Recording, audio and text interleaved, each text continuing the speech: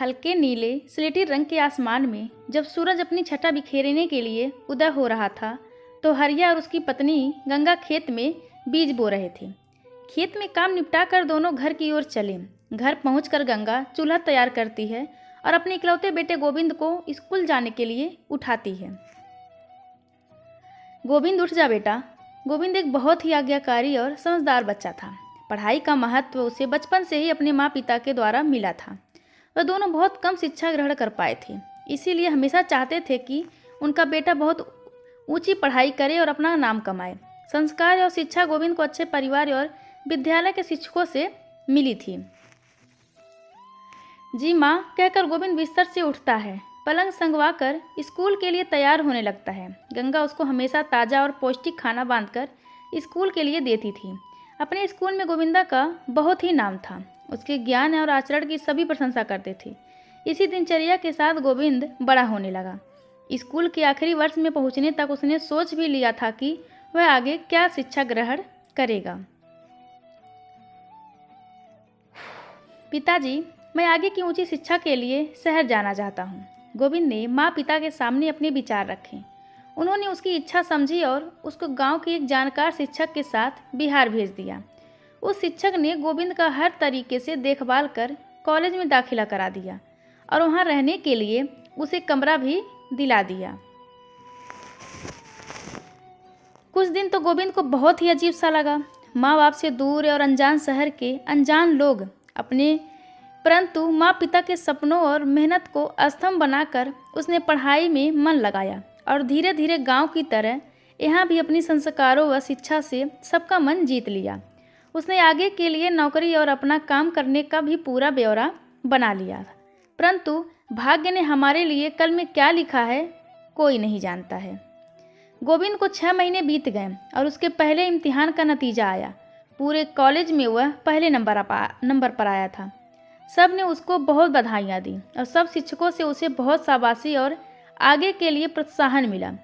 परंतु उन सब तारीफों और शाबाशियों के बीच कोई एक था जिसकी जलन की चिंगारी भड़कने लगी थी। दिलीप कॉलेज के मालिक का बेटा था। अपने पिता के पैसे और ओहदे का भरपूर फायदा उठाने वाला एक बिगड़ा रईस बेटा। दिलीप के पिता की पहुंच की वजह से हमेशा महत्व मिलती थी। शिक्षक उसे कभी भी उपस्थिति या पढ़ाई के लिए कुछ नहीं कहते या कह पाते थे। चमचे टाइप के दोस्त या झूठी तारीफों के दिलीप कॉलेज का हीरो बना रहता था। लेकिन 6 महीनों में गोविंद ने वह सब पा लिया था जो कभी दिलीप अपना समझता था। आज जब सब गोविंद की वाहवाही कर रहे थे तब दिलीप के मन में उसके लिए दुश्मनी पैदा हो रही थी।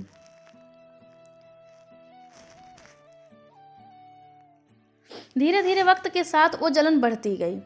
दिलीप ने गोविंद को नीचा दिखाने की जिद ठान ली। उसके पिता ने भी समझने के बजाय अपने बेटे का साथ दिया। जाहिर है दिलीप को जलन की गलत सोच पड़ने अपने पिता से मिली थी। दिलीप ने गोविंद को परेशान करने के लिए हर हथकंडे इस्तेमाल करने शुरू करे ताकि वह परेशान होकर खुद ही कॉलेज छोड़कर चला जाए।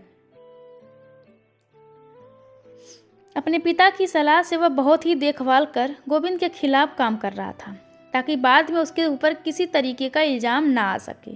दिलीप के पिता ने अपने खास शिक्षकों को समझा दिया था कि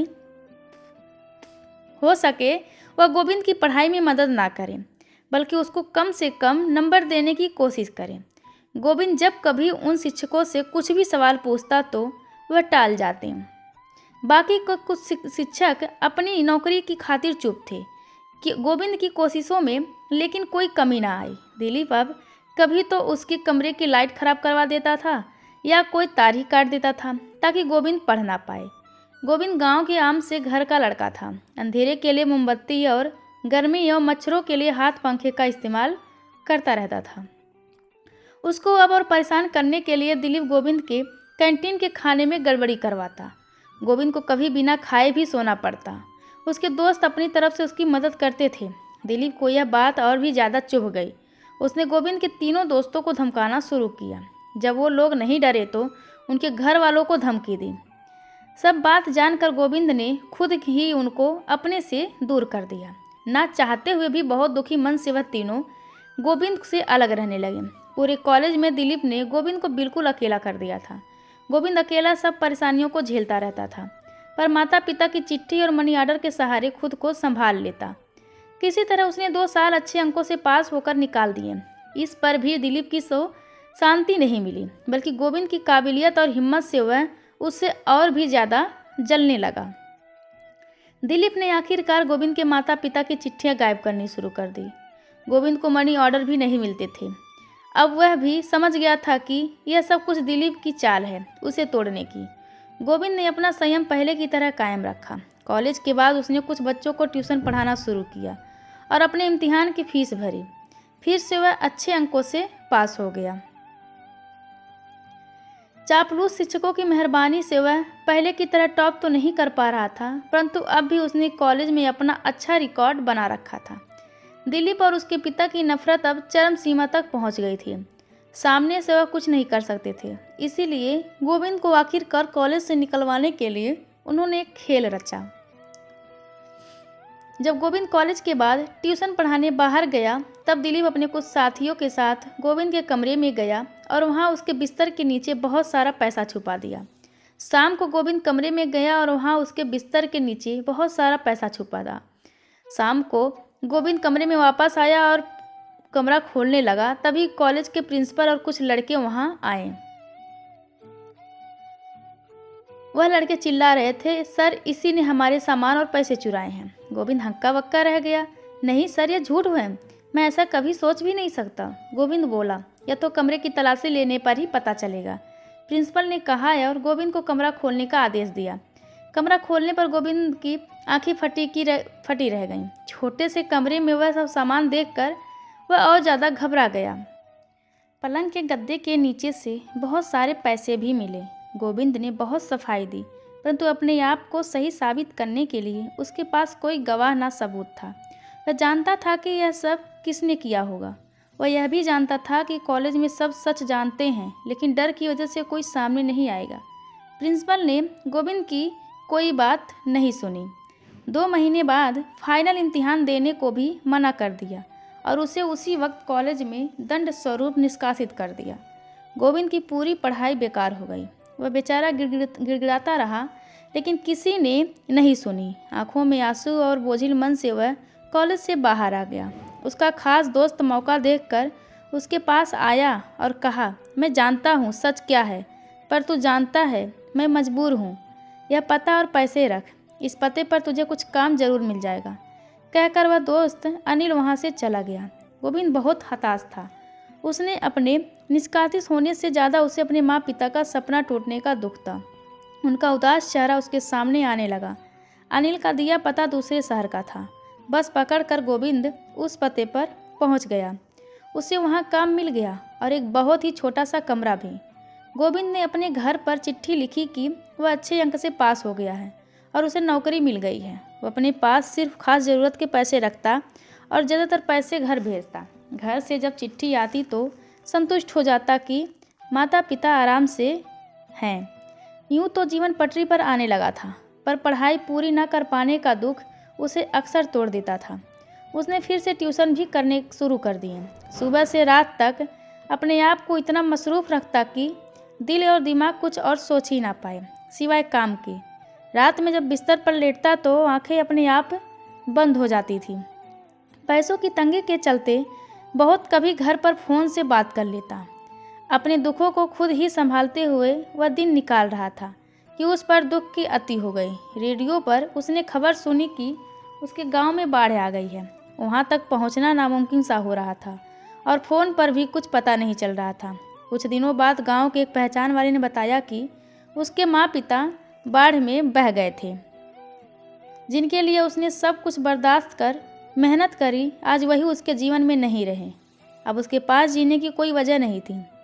वह अब बिल्कुल ही ख़त्म हो गया था।